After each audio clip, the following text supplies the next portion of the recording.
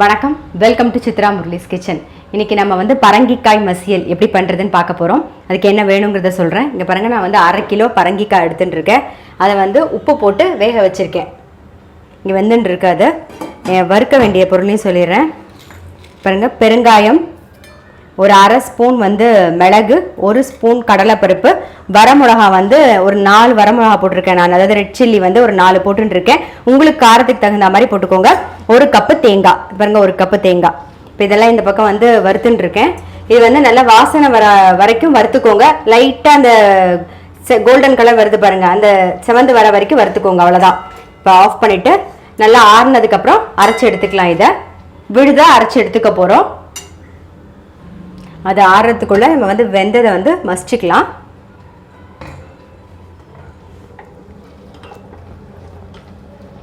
மாதிரி நல்லா மசிச்சு விட்டுக்கோங்க.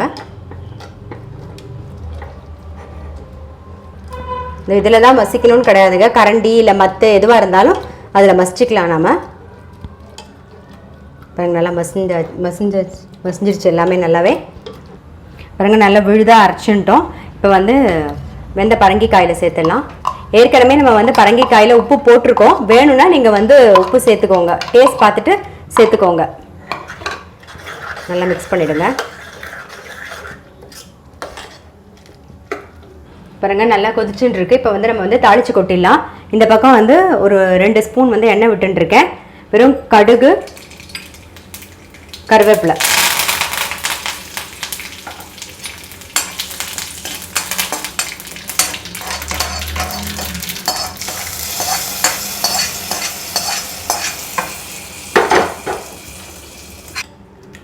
அவ்வளோதான். நம்மளுடைய பரங்கிக்காய் மசியல் ரெடி ஆகிடுது. அதுக்கு முன்னாடி இன்னொன்று சொல்லிடுறேன்.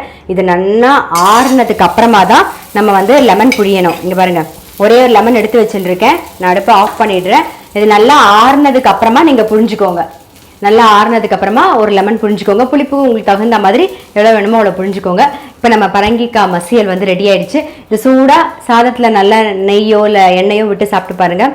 ரொம்ப நல்லா டேஸ்ட்டாக இருக்கும்.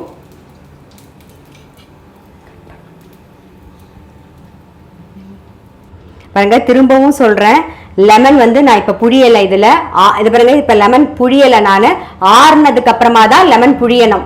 ஓகேவா? அதனால் இப்போ புழியலை, ஆறட்டும் நான் வெயிட் பண்ணோம். அதனால இப்போ புழியலை. ஸோ பரங்கிக்காய் மசியல் வந்து ரெடி ஆகிடுது. கண்டிப்பாக உங்கள் வீட்டில் ட்ரை பண்ணி பாருங்கள். நான் அடுத்த ரெசிபியோட சந்திக்கிறேன்.